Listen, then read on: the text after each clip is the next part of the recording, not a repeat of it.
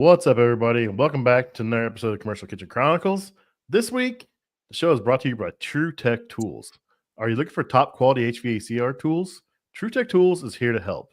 From instruments to hand tools, in stock and ship fast, they have you covered to get the job done right. Visit TruTechTools.com. Quality tools, essential support. What's up, everybody? Today, I have very special guests, Matt and Sean. I stumbled across him a few weeks ago on TikTok. They go by HVACR DADS. And I seen him pop up, and then they popped up again. And I started following them, and I was like, they're out there putting out content. They're showing off their work. They're promoting the industry. They're trying to grow it. They have a positive outlook on things. I was like, I got to have these guys on. So fast forward a couple weeks later, and here we are. So what is going on, fellas? How you doing, man? Thanks for having us. Thank you so much. I'm excited for it. So if you guys do not know, they are brothers and you're twins, correct? Yes. We are. Yes. Nice. So let's talk about how you guys got into the trades. I know you said, you told me you guys were first generation tradesmen. So let's talk about, why did you guys decide to go down this route? I'll start, I guess. So it really, I feel like a lot of people that I know, kind of attested, they kind of went down the same way. But it was really just born from not knowing what I wanted to do. Mm. I wanted consistent income. I didn't really have, I was kind of, shiftless a little bit. I was in college. I didn't know what I wanted to do, and it wasn't very motivating.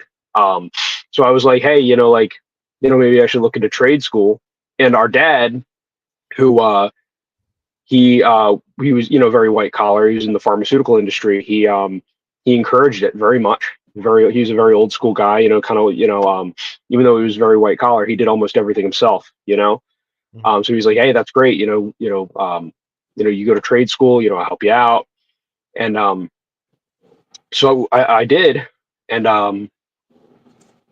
I dragged my best friend there. We have another buddy. I dragged him out there. We went together. And 2 weeks in, I was like, this is amazing.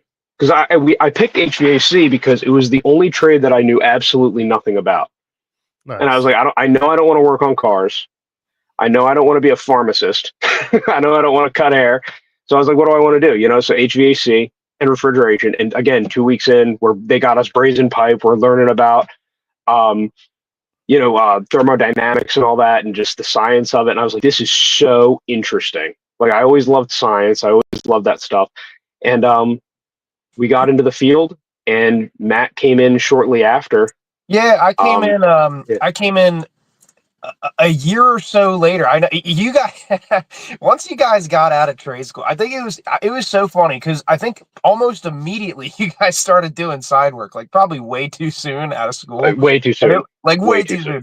And I just remember you and Davey, you guys would be like, yo, come over here, we got to look at this. They got a bad blower, and I don't know. And I remember eventually when you guys we did some we ended up doing some of our family members' systems, like just installing new systems. We ended up doing our dad's system, our mom and dad's system. And at that point, I was attending Rowan University. Like, I was still in college, and that, I was effectively just like moving their garbage around. Like, I didn't know, but I knew that I was having a lot of fun with my friends, and I was going, and I was in college. Like, I just switched my majors a couple times, but at that point I was in for like criminal justice. And just because I was just looking to help people, like, in some capacity, just, I didn't really have a direction either, but I was like, I'm going to do my own thing. I don't want to do trade, whatever. And I just remember like, I don't remember if it was the install we did for Dad or the one we did for one of our aunts or uncles, but I remember like doing that and having fun with you guys, and then sitting in my law class, and I was just like, this sucks. And I don't want to do this. And at the end of the semester, I was like, you know what? Like, I'm going to take some time to think. I took a few months. Me and my wife, we'd been married a little bit at that point, and we found out she was pregnant. And while I was in classes, I was I was working at a warehouse job, doing like 50 hours a week or so, real early days. And I remember looking at that because I'd been there a while, and unbelievably, I'd almost capped out in the pay department. And I was looking at my manager, and I was like my immediate manager, not like the big boys, but my immediate manager in my department. I was like, he doesn't make that much more than me, and he's been here like 20 years. And I was like, I'm about to have a baby. Like, I'm looking at, you and Dave look like you're having such a good time. And I mean, you guys, had just basically just started. And I was like, I need something sustainable. So I started, you guys went to Penco. I just took a 9-month night, like three nights a week course at GCIT, down here in Sewell. And, after that, got my EPA, and a month before class was over, I had a job, and that was it.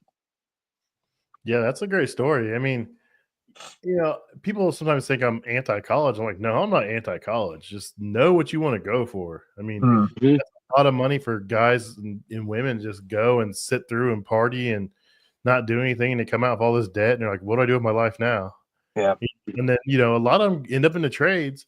Like, man, you could have done this 4 years ago, and you'd be making a lot more money, and you wouldn't have all that debt. And like I said, I'm not against college. Just know what you want to do and have a plan with your life. If you're going to go to college, because that's a lot of money, man. I've got 2 sons. They both work with me. I've got a daughter.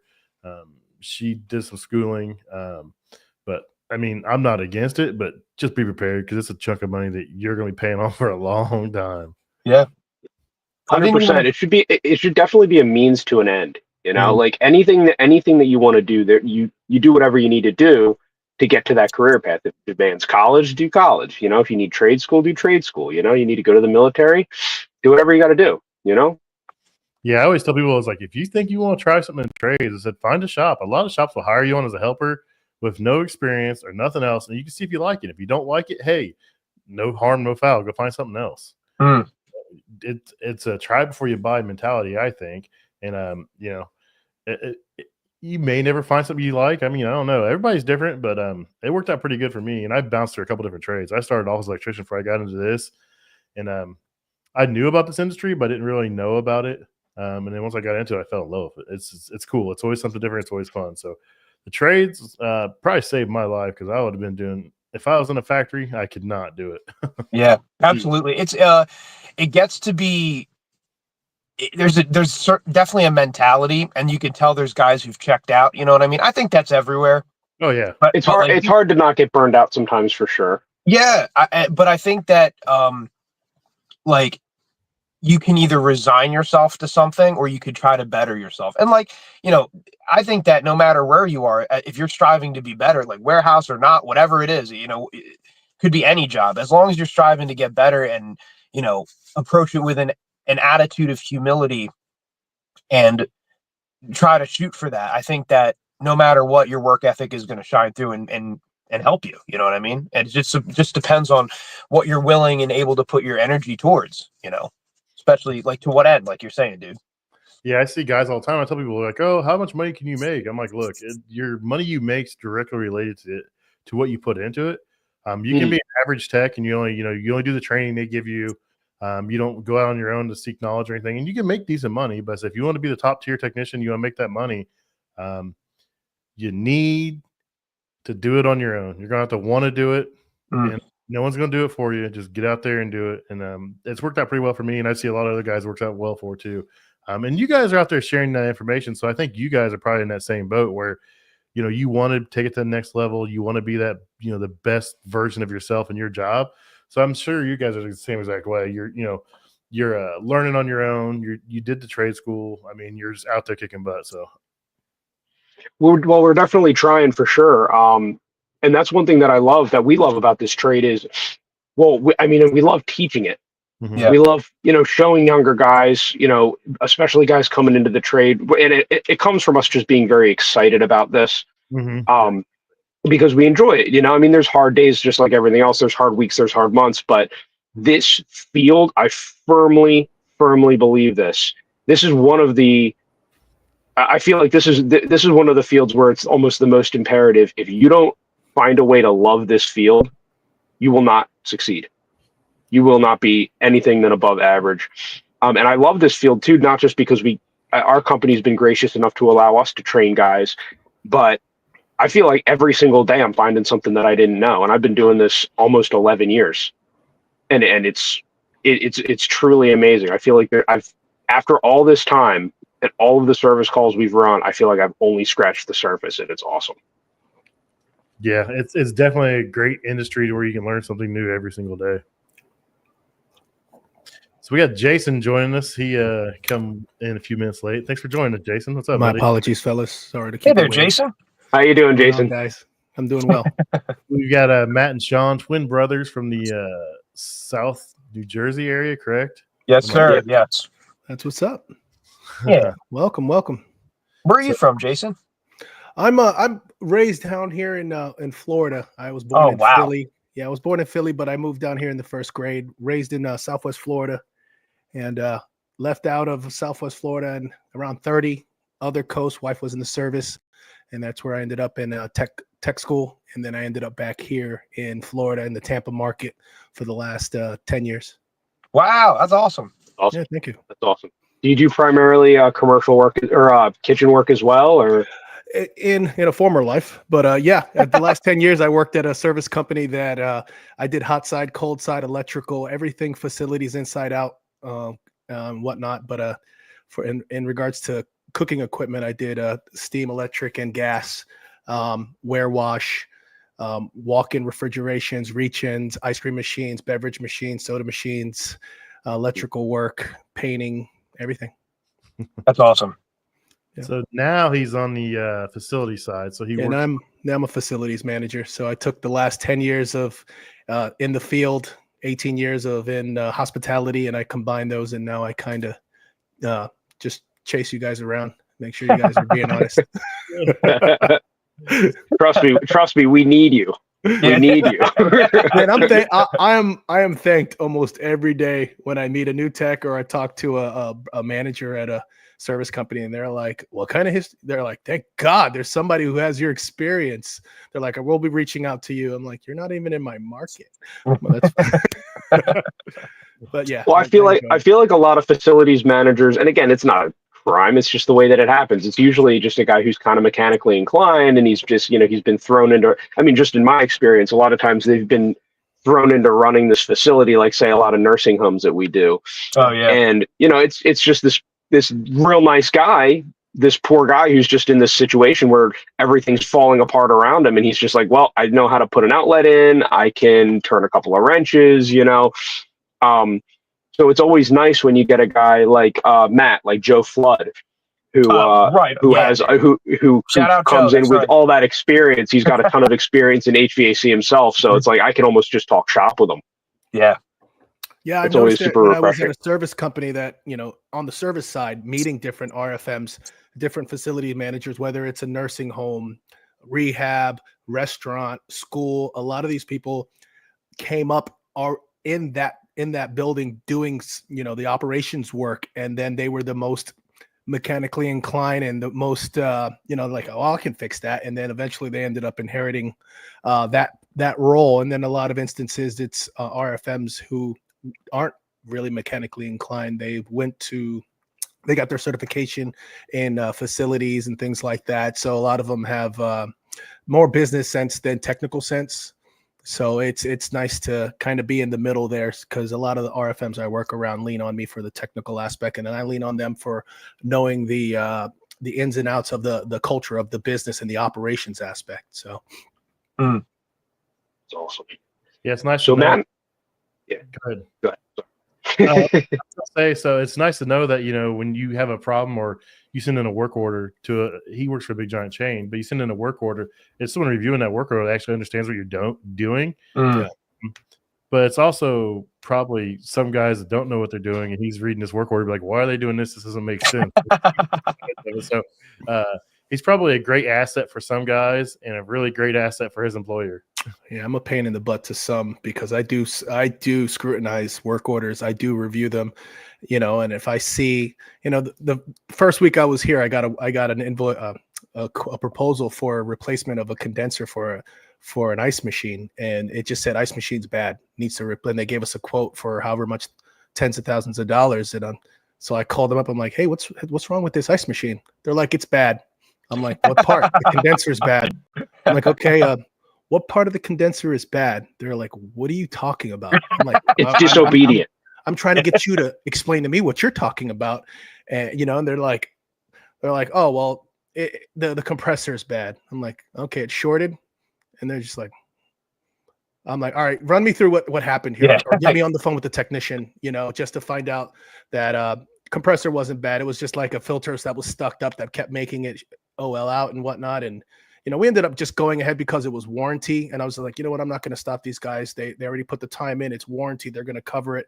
And Lord knows them running this thing and not catching that it has a restriction, what it did to the compressor, just to have them change the filter dryer and change everything out. And then that compressor is going to crap out anyway. It's in warranty. Just get rid of it. But I had a good conversation with them and just explained how I want things explained. I said, hey, if you explained as a technician, I need to understand the sequence of operations. I mean, as a facilities manager, I'm driving everyone nuts because I need to know why, instead of, it's just like, well, why? How did we get to that?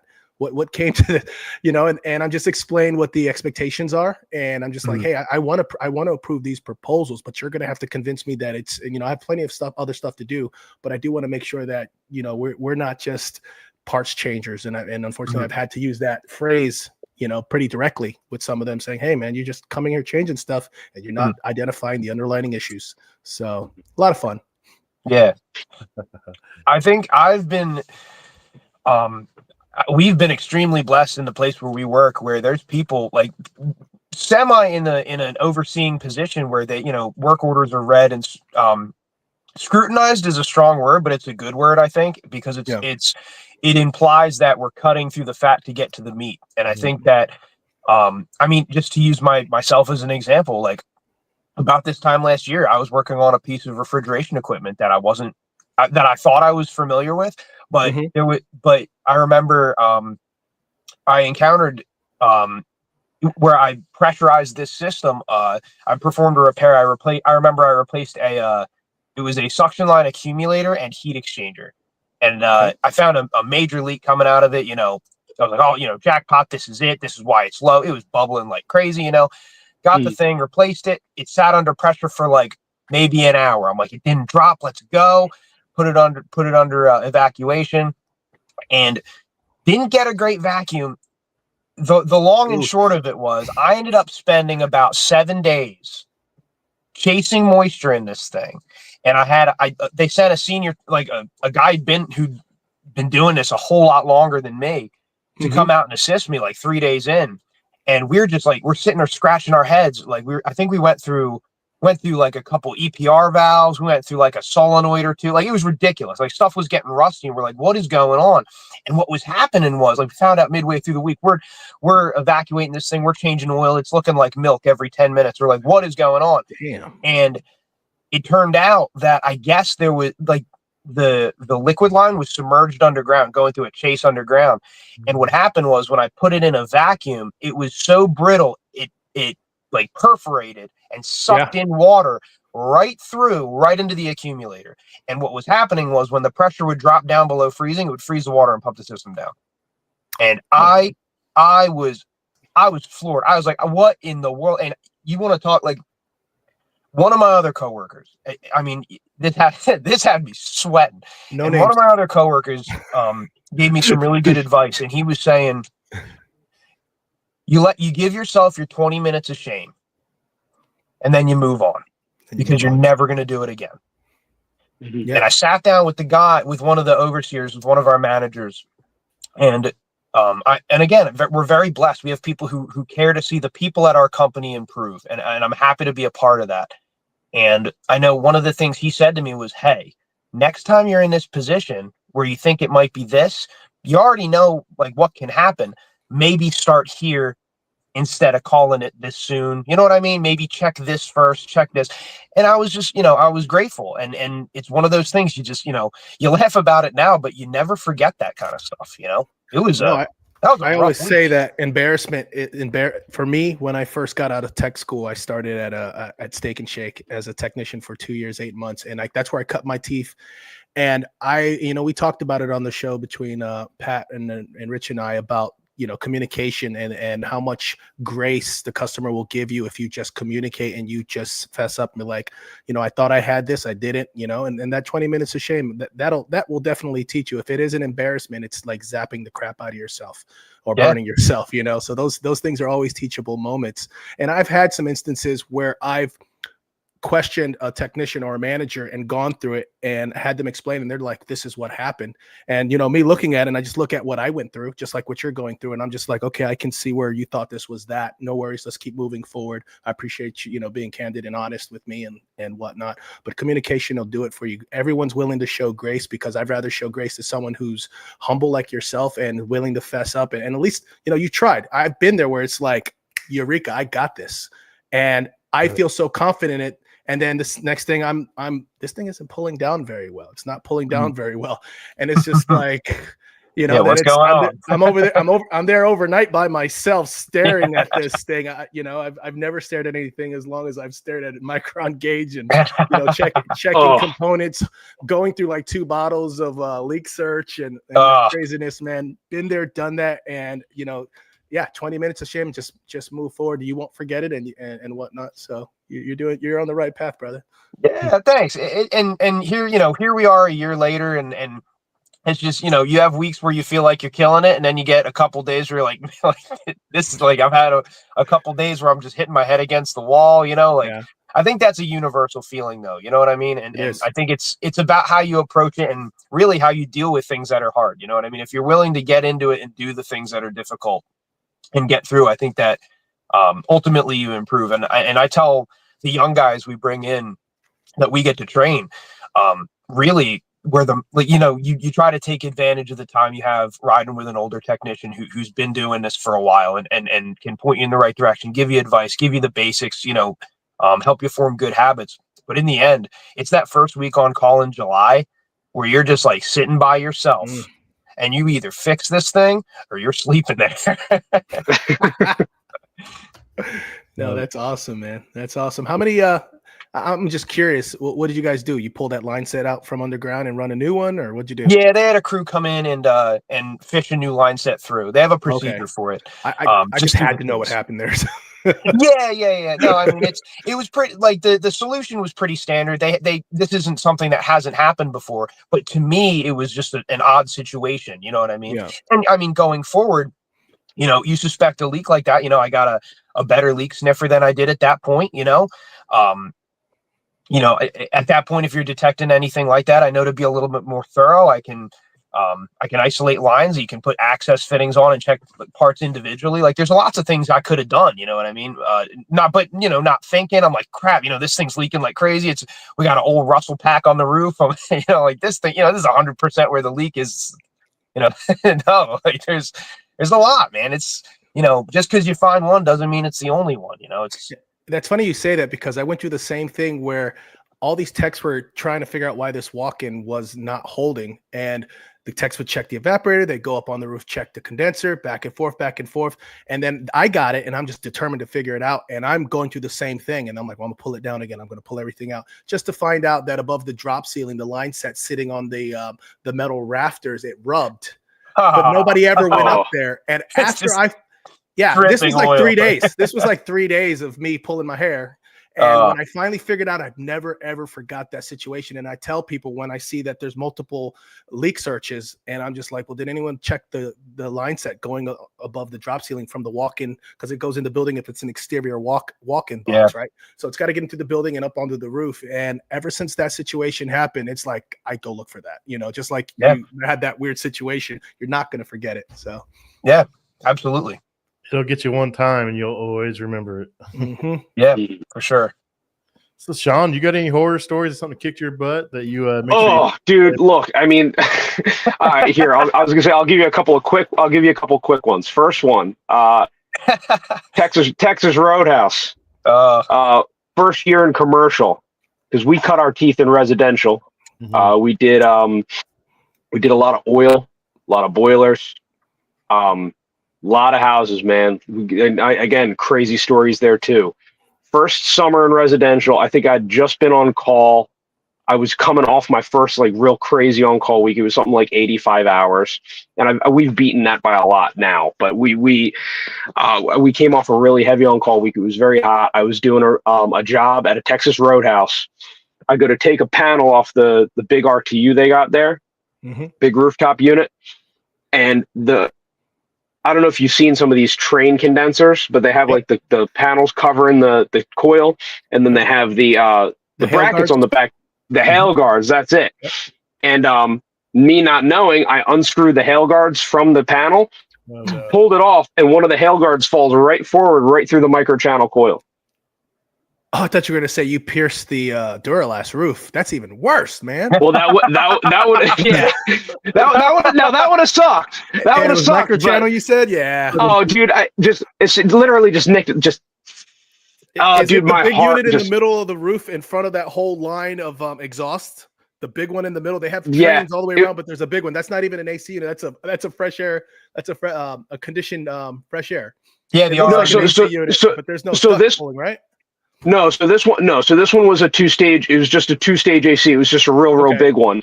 Okay. And I know that it served the back office and half of the kitchen. It was a strange orientation. Okay. But it was stage one. Just, and I'm sitting there just like panicking because it was my first summer at this job. I'm like, oh my gosh, blah, blah, blah, blah. I would panic. And I'm like, I'm trying to fix it. I'm making it worse.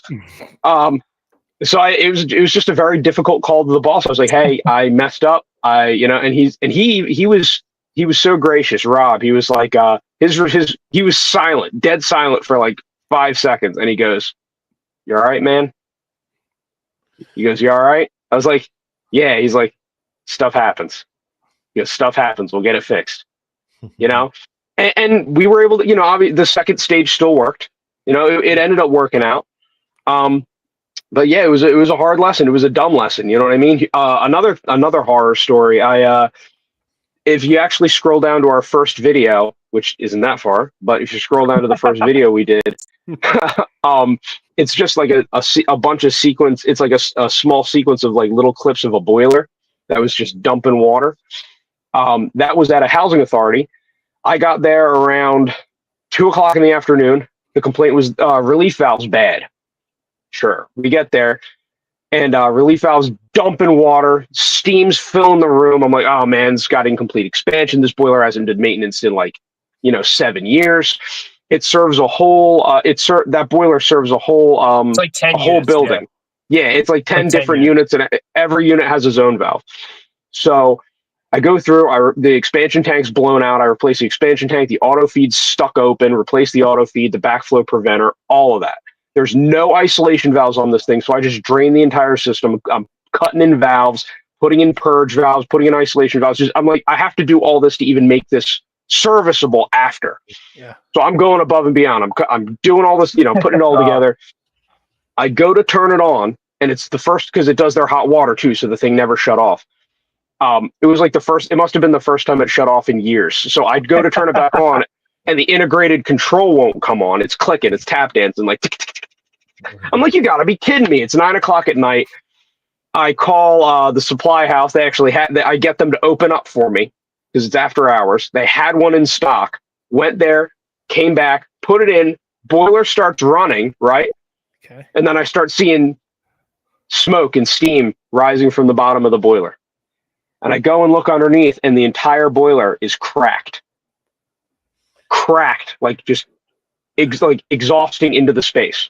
Great. And I'm just like, I've been here for 11 hours at this point. You know what I mean? New one.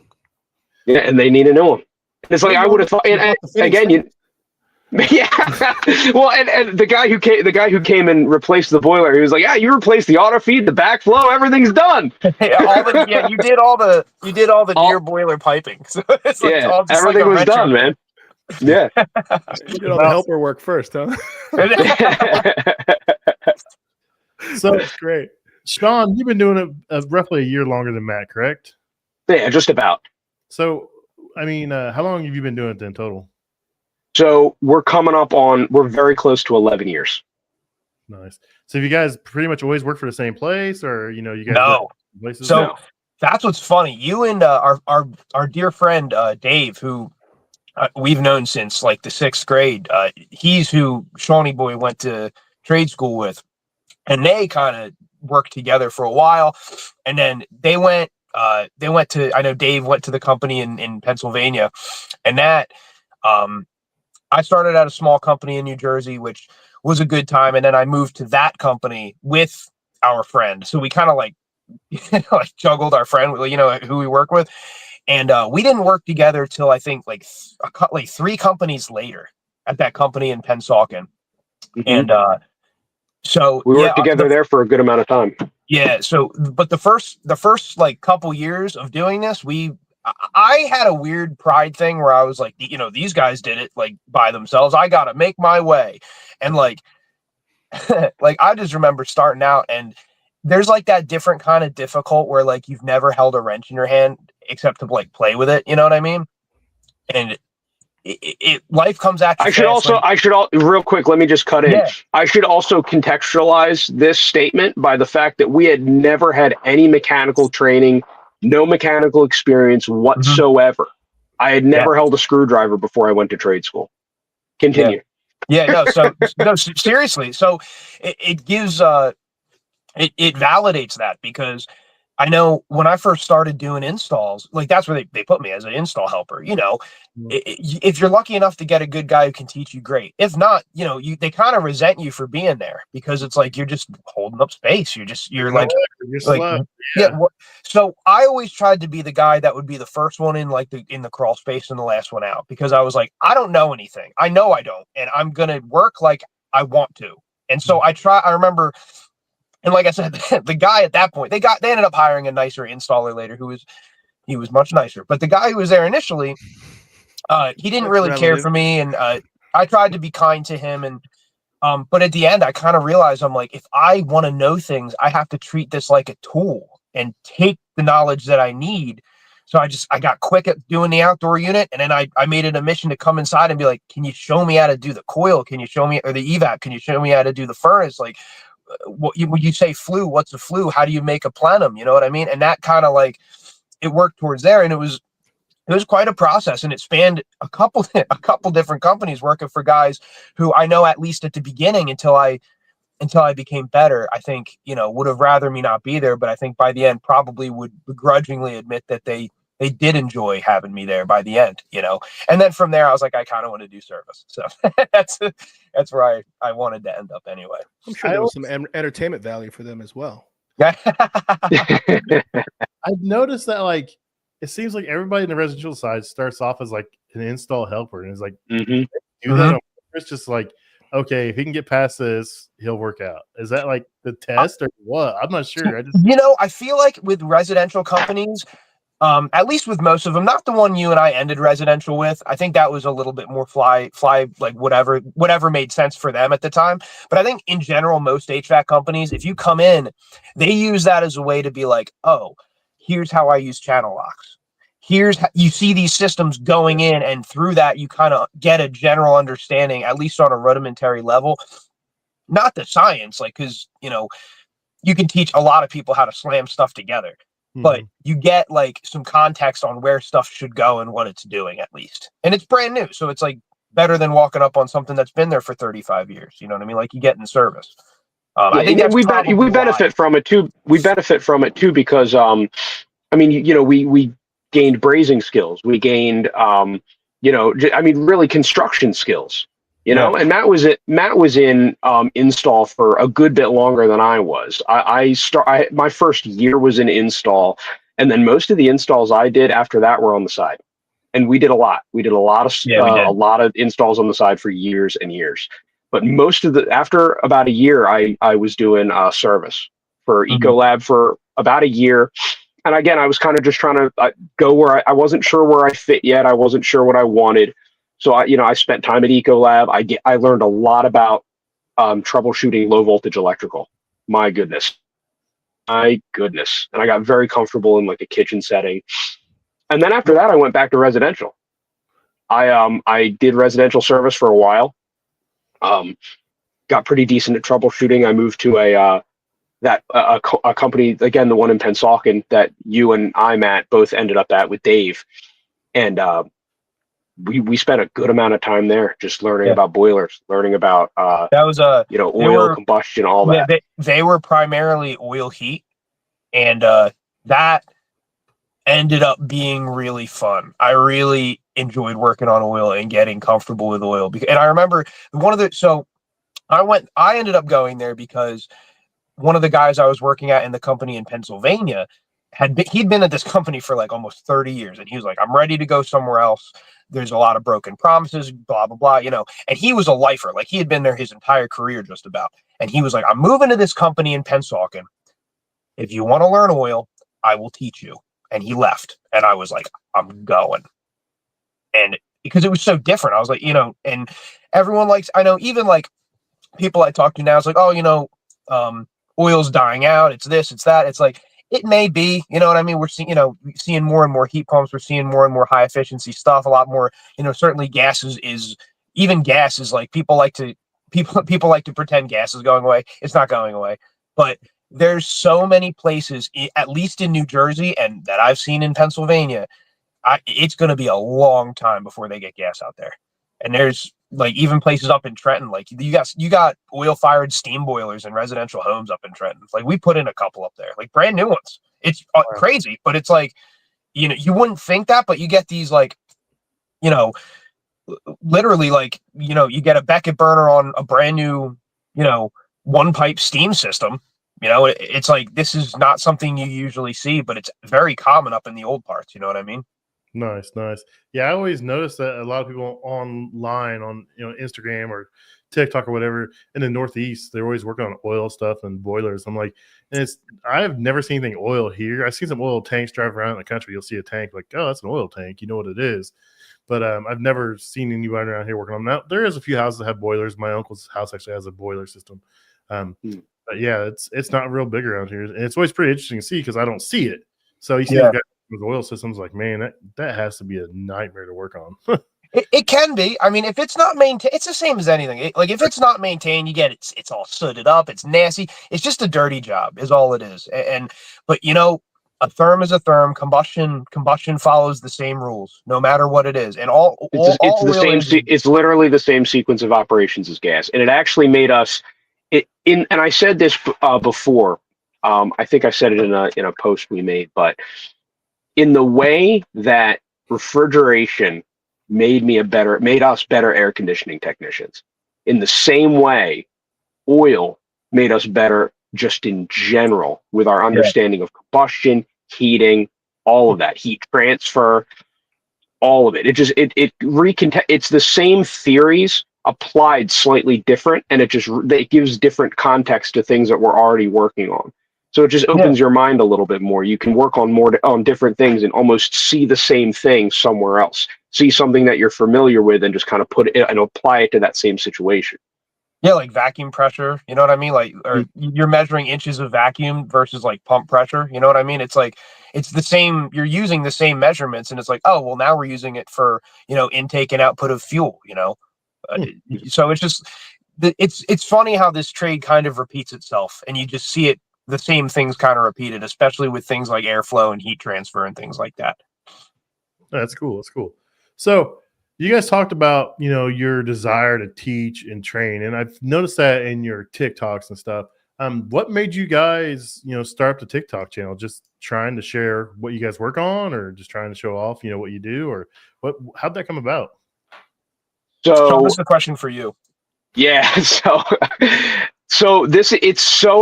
social media in general is so far outside my comfort zone. It is, I've never been one to like put myself or Matt or anybody out there like that. I keep my, my personal life very private. My personal Instagram's private. It only to, I've always been very conservative that way. And, what it really comes down to, I was sick of my Instagram username. Yeah. And I was like, What was it? that's it. It was something. It was like something goofy, sub cool boogaloo, something like that. And it was funny. Like I loved it, but I think That's you should awesome. switch it back. I think that was the best. I know, but I had it for years, and I was like, I'm 31. I need to do something. You know what I mean? My kids are like, I got my kids on here. It's like my kids are going to see this Instagram one day. It's like, Dad, sub cool boogaloo, like do something, So I was like, what's cool? What do I do? Like, what about me? I'm a dad.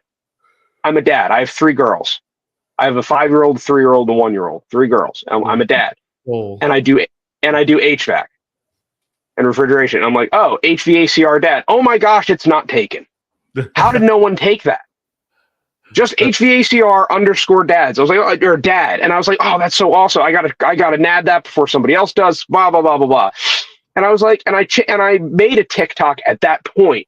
So I was like, I'm a caveman. I never even really was on TikTok that much. And I was like, cool, HVAC dads, all that, or HVAC dad, all that. And I was like, you know what? It'd be cool, if somebody, did a social media thing or like posted videos and, HVAC dads. And I was like, maybe I could do that. No, I'm not going to do that. And You texted me. Yeah. Like a week later, and you said, I have a surprise for you.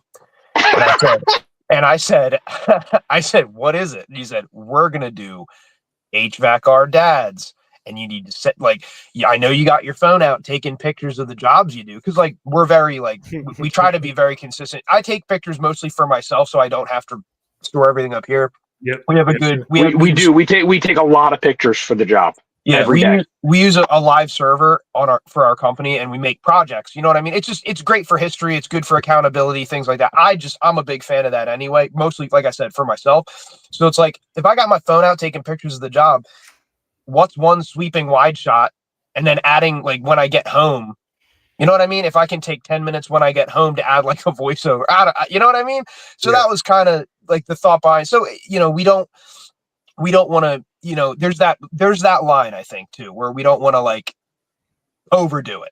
You know what I mean? My primary concern was I had a few concerns, and I was like, because I went to a tech school for high school, and I took a digital media course.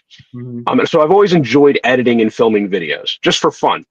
And one thing that I said was, I was like, I'd love to do this, because I already like to take pictures of the work that I do. I think that it's interesting. I love this field. It's awesome. And my whole thing was, I don't want it to be a burden. I don't want it to be not fun. I don't want it to feel obligatory. I don't want it to take away from my work, my actual work. You know what I mean? I was like, if I can uphold that while doing this, awesome. I wasn't trying to do anything crazy. We weren't trying to get big or anything. It was just a way to, because I saw there were young guys online anyway doing this, and I was like, maybe there's a way that we can encourage some of these young guys, and maybe guys who don't know what they want to do with their careers. Maybe we can inspire somebody who's like, hey, maybe I'm thinking about getting into the trades. What do I want to do? And it's like, and maybe a lot of these young guys have kids, and I'm like, you could, a lot of us are dads. We take a lot of pride in that. Our whole world is what do we even do this for? Yeah. Not just because we love it. You know what I mean? We love this field, but if money was no object, would we still continue to do this? You know what I mean? We love this field, but we love this field because we love our kids, right? Yeah. And a lot of guys who are looking for careers, a lot of guys who are looking for, something to do in life and a way to provide for their children, why not HVAC? Yeah. Why not HVAC? And it's fun. It doesn't have to be anything obligatory. It doesn't have to be anything crazy. I went into this manic episode where I was like, I want to make stickers. I want to do this. I want to do that. I'm making hats. I'm trying to figure all that stuff out. But again, it's just whatever happens. Yeah.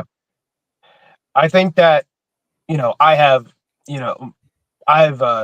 3 kids as well. My oldest, my 8-year-old, I have a daughter and 2 sons, and it's just one of those things. Just piggybacking off of what you're saying, I've always said if I can find fulfillment in what I have to do to provide, I can count that as a blessing. 100%. But the fact that I can, this field isn't going anywhere, and I always tell the guys that the young guys who maybe are starting out, like, you know, they don't have to be, you know, I think a healthy, not fear, but a healthy respect of what you don't know is good. But I think that at the same time, you're not going to get worse at what you do. And this field knows its own. If you are diligent and are willing to put forth the effort, you get out of it what you put into it. And like I said, if you can find fulfillment doing that or even enjoy it, I mean, man, like the long hours, like we all, like when we're out running calls and when we're out, you know, hitting that extra second call or whatever, like we're doing it thinking about, you know, man, I can't wait to come home and see my kids. I'm going to, you know, get home, you know, they're in bed, but you come home and you give them a kiss or whatever. And it's just like, that is what, you know, you're doing it to provide a good life for them. And it's, you know, it's a higher calling than a simple job, no matter what you do. But I think it's great that we can find a fulfillment and even a brotherhood, you know what I mean? Like as dads, you know, we're all HVACR dads, you know what I mean? That's what we are. So yeah, that's what drew me to it. It was like HVACR dads. Like, yeah, I'm an HVACR dad. Let's go check yes, you guys. Yes, you are, baby. Right? Showing Yes, you are. And Like, I think one of the biggest side effects of showing your work off online is you're going to do better work because you want it to be done right. You want it to look good. So it's just like, hey, I got to take the time to do this right and have some pride in it. If I'm going to show some people, I guess I got to do it that way. And the byproduct is you just do better work. yeah. And what I love about that too, because you're right, you're so right. I love that you can encourage, especially like the little things where it's like like showing you doing a good job cleaning. You know what I mean? Like people don't realize like the time, this is a whole other conversation we can get into, but the time spent really making sure like a system's clean, like that seems like the bare minimum, but oh my goodness, people like giving yourself to stuff like that and just making sure you form good habits early on, things like that. That's everything. And if that's another byproduct of this, where someone's watching this and it's like, huh, this makes me want to do a good job. You know what I mean? It makes me want to be thorough and maybe like zoom out a bit and think outside the box. Like maybe this isn't the only, you know, I found this one thing, but, you know, like maybe my just an example, maybe my static pressure is a bit high on the supply side. Let's go downstairs and check the ductwork. You know what I mean? Like stuff like that. Maybe, you know, maybe it's not that it's up and running. It's like, you know, maybe the freeze stats off, you know, like maybe, you know, like just looking into like the little errors and maybe you don't want to follow every rabbit trail you go on, but sometimes it's good to zoom out and maybe eliminate it like a callback later on. You know what I mean? Like just going the extra mile. And if we can encourage people towards that end, I think we've more than succeeded. Especially with forming a baseline. Especially with forming a baseline before you even start really troubleshooting. Like you say you walk up on a rooftop unit, you slap your gauges on it, it's acting funny, you know, your pressures are all out of whack. You think maybe you got a bad TXV, right?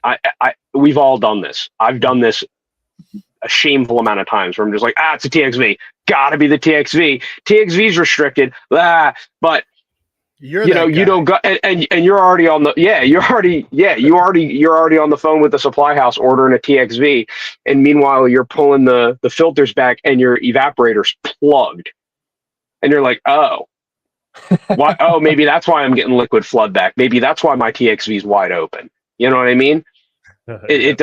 You know what I mean? It's and we're all victim to it, you know, and it's easy, especially when you're tired, stressed, you don't really think about it. And it's easy to fall out of that, you know, hey, like maybe we form a baseline before we start troubleshooting. Maybe we make sure our coils are clean. Maybe we make sure everything's running at or set up as it's supposed to be before we even assume anything, before we presuppose any issue on this unit, you know, just check your little boxes like, hey, is the coil clean? I think so. Is I think so good enough? You know what I mean? Because yeah, exactly. Yeah, we all know that a coil can look clean and be filthy. Yeah. You know, I was at a golf course, walk-in cooler. Thing was not temping at all. I go on the roof, it's short cycling on high head pressure. I'm like, oh my gosh, you know, condenser looked clean as a whistle. I was like, what's your maintenance schedule like? Yeah. I was like, what's your maintenance schedule like? They're like, huh? What? What? I'm like, all right. So ran like 200 feet of hose, and brothers, I had to clean that coil 2 times. Filled just black running off the thing, and you never would have known that was the issue. undiluted blue Calgon. Let's go. Oh, no. I have a TikTok where I followed up behind somebody at, I think, an Arby's that couldn't get the cooler to come down the walk-in. And I went up there and it did look clean. And I have a TikTok where I'm just sitting there. You can see my feet and I'm just using water. And it's just black coming out of there.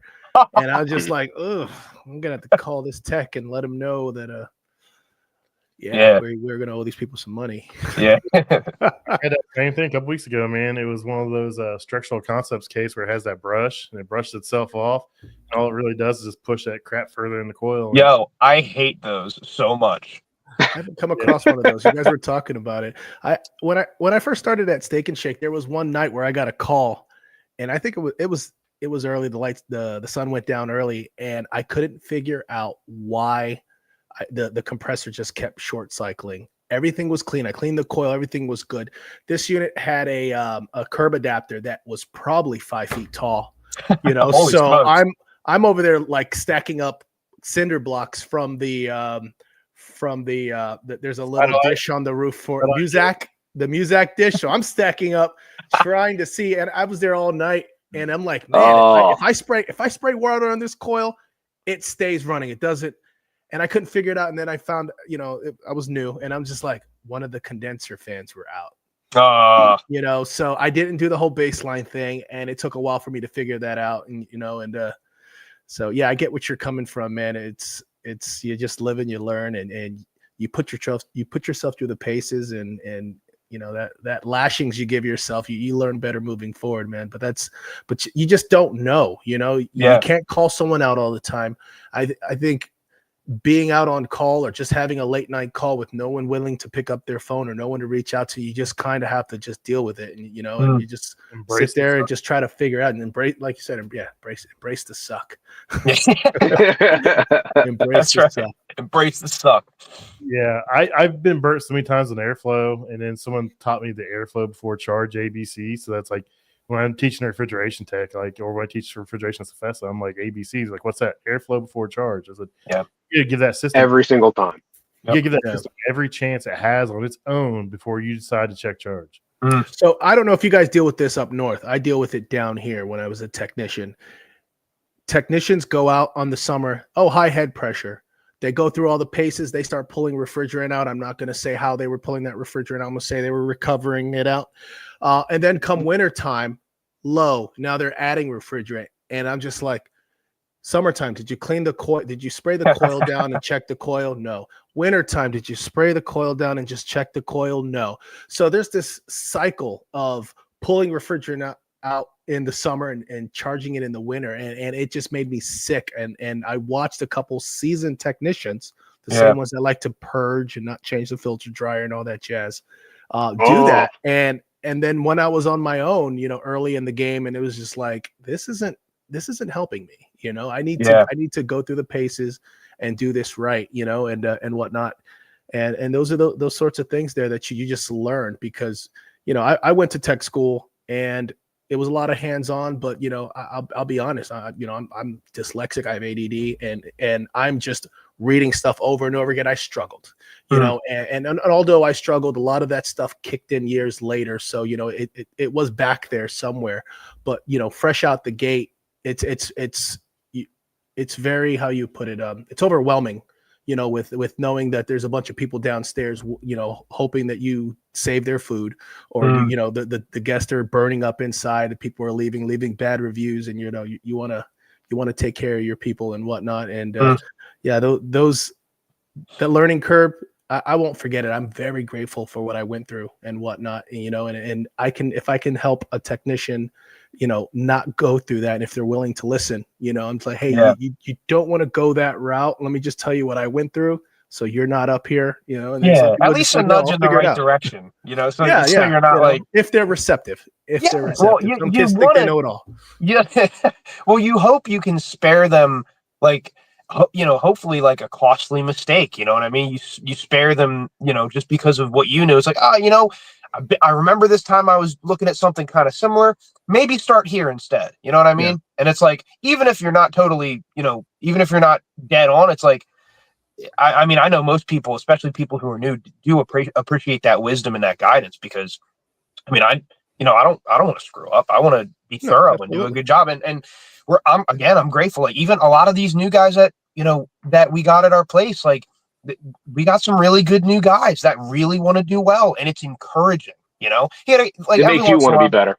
Yeah, it does. And that's the other thing too with teaching, man. Like, you sit and you regurgitate information that, like, not that I thought I forgot, but that's like sitting like on the back shell line of my brain, and I'm regurgitating things, and it's forcing my brain to think about it again. And it's like, I think when you can articulate things well, like things that not only that you like understand to be true, like the sciences of it and the processes and, all the laws of nature, but even like down to like your beliefs and things like that. If you can articulate that well, it makes you better at those things. It makes you more in understanding, and it helps them, and it helps you. So I know for myself, like, teaching, it reaffirms what you believe anyway, or it reaffirms what you know. It reaffirms that you know those things at all, that you can articulate those things. And by the way, real quick, if I could cut in, yes, we absolutely were having guys pulling charge out for winter, add in charge for winter charge. It's not just pulling it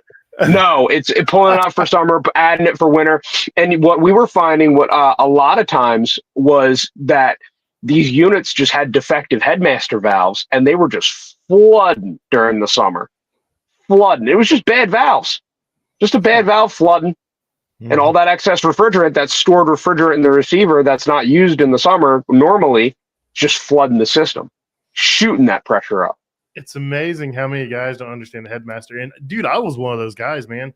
I didn't understand it when I first started, and I cut it out, capped off one line, put a fan cycle control in, and like, man, and I think back what I did, I was like, man, I really did a disservice to my customer doing that. You live and you learn. I mean, I remember feeling like that, but it's like, a guy was nice enough to draw me like a really good diagram, and he's like, all they're doing is making the condenser smaller. You know what I mean? Giving it less surface area and all that, when you don't need that, when your ambient temperature is high enough that the head pressure can maintain on its own, all that receiver is acting is like, here it is. It's just going to sit here. You know what I mean? But it's like someone had to sit there, go over it with me, and like point to the parts of the valve, like, hey, this is what's doing what. And, we're holding back. And then you either have your ORD valve, unless it's a three-way valve, and you're just passing hot gas to stave off that lazy liquid to rise up that head pressure artificially. But one of the things that I think is so cool about refrigeration, especially like how it takes different states of the refrigerant, takes advantage of where it is at that point in the system to positively affect the function of another system somewhere else. You know what I mean? I love that.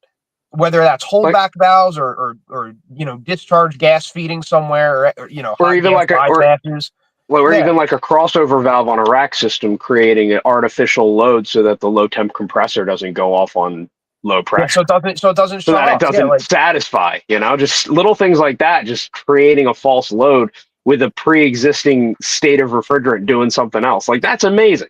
It's so innovative. And that's just the norm. Again, for guys who say, for a guy who's been doing racks for 20 years, that's nothing to him. But for me, who's only been seeing racks for almost 5 years, you know what I mean? Yeah. I'm still just continuously amazed at everything I see. I just have such a great appreciation for it. Yeah, that's cool. So we're getting close on time. We got a couple quick questions to ask you guys. So, what's one piece of advice you'd give to somebody new or thinking about getting into the HVACR industry?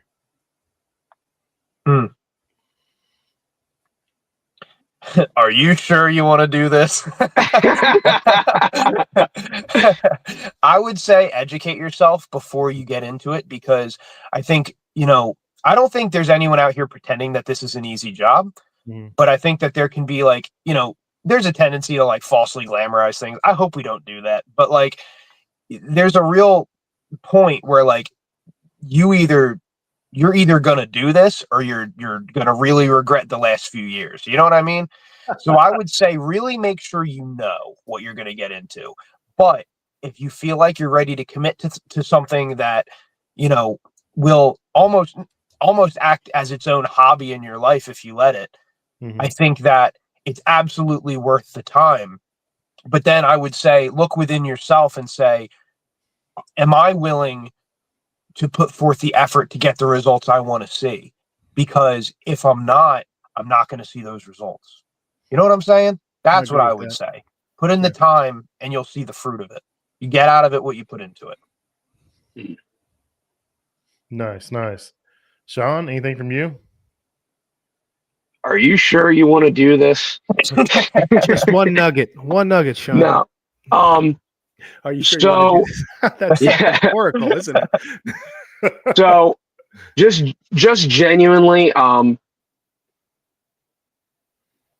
try. Yeah. Try. Don't be afraid. Don't be afraid. Don't be afraid of failure. Want it. Mm-hmm. Be the first guy on site. Be the last to leave. Mm-hmm. Once you learn the order of the job, the culture of what you're doing, make yourself an asset. Yeah, fall in. Make yourself the guy who the journeyman wants on that job.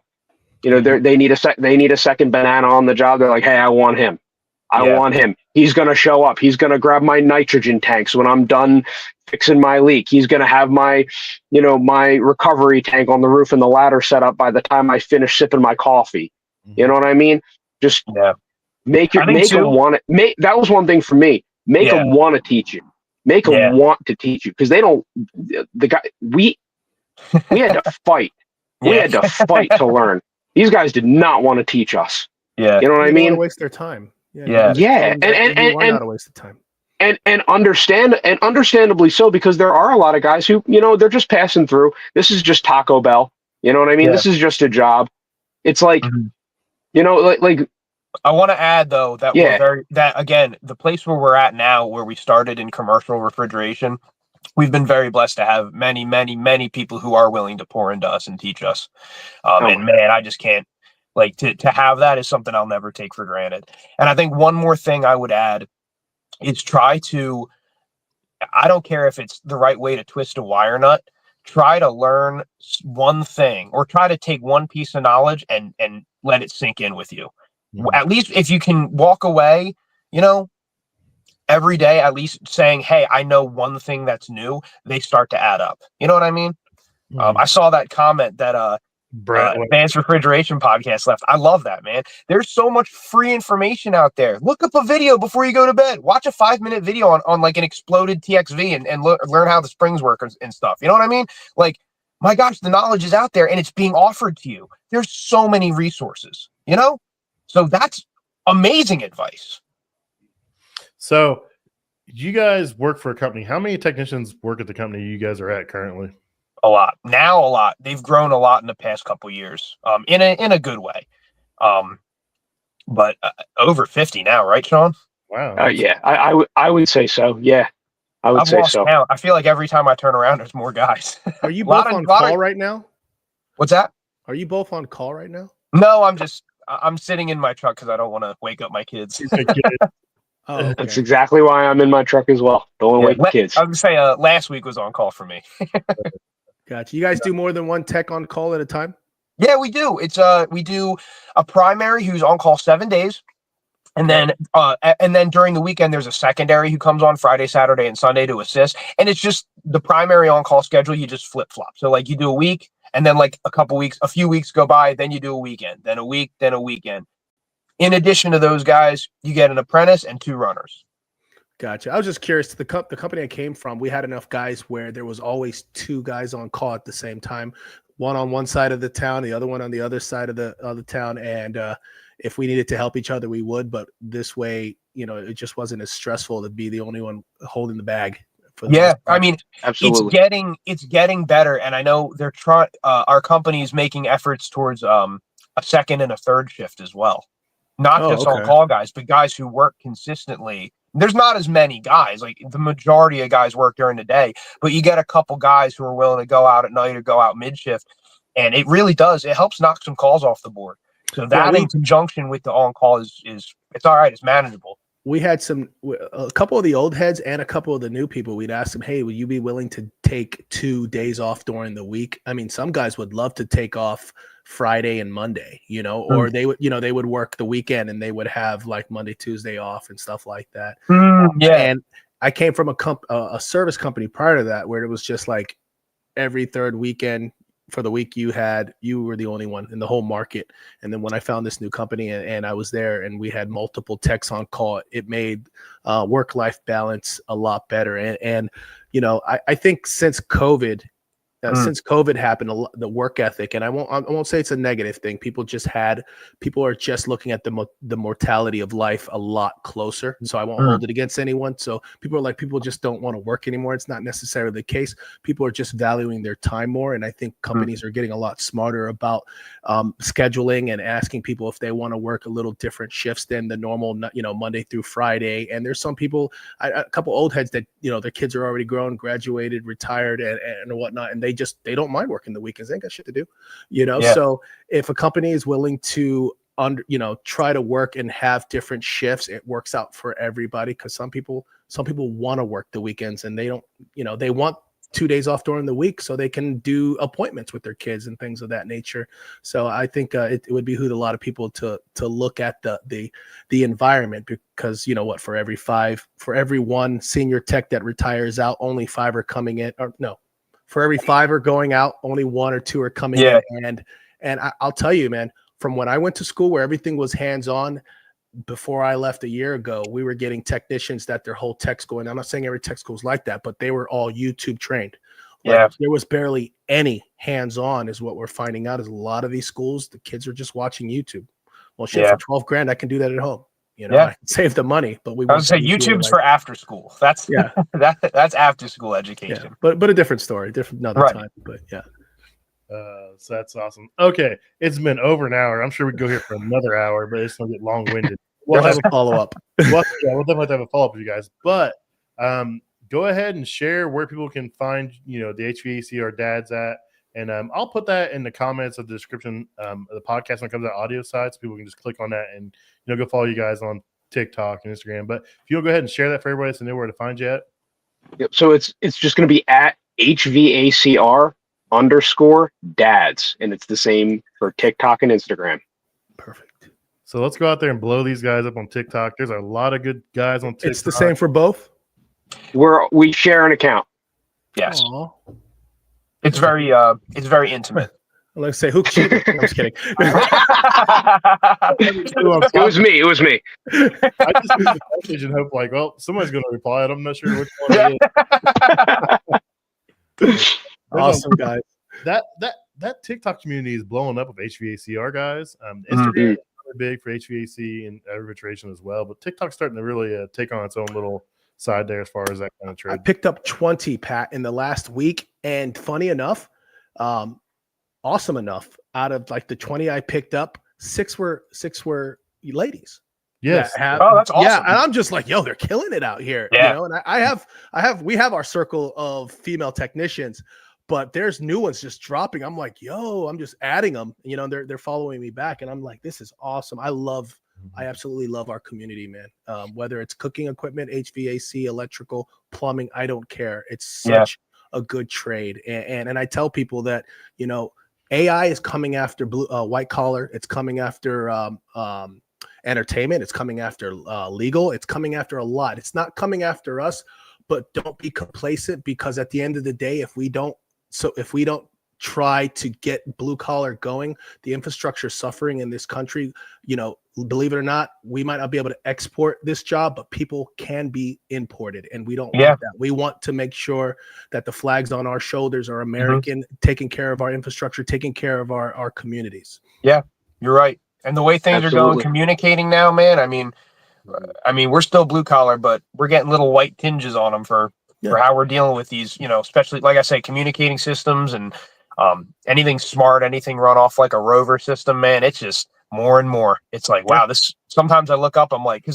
I will, not to digress as I do, but, I'll go in and look at like a train system with a rover control. And it's like, dude, like how I'm doing IT work at this point. You know what I mean? Yeah, I'm doing all building over control. engineered. Yeah. And well, I just sat through a train class, and it's like, I mean, the stuff they do is amazing, but it's like, you know, if the 15th digit in the model number is D, that means you need to run not one, you need to run 2 communication wires. And God forbid they're not twisted braided wire, because you're going to regret your life when you pull that 400 feet and the resistance goes through the roof. Dude, I'm writing these notes so fast, and the guy's like, all right, switching. Like, dude, it's just crazy. The industry's changing, and we, got new refrigerants out now. Not that, we're all looking at temperatures and stuff, but got to be aware of A2Ls, A3Ls. Like, there's so much out there, and we got to keep moving. Like you said, you can't get stagnant. You can't get complacent. And that's, ultimately a safety thing as well.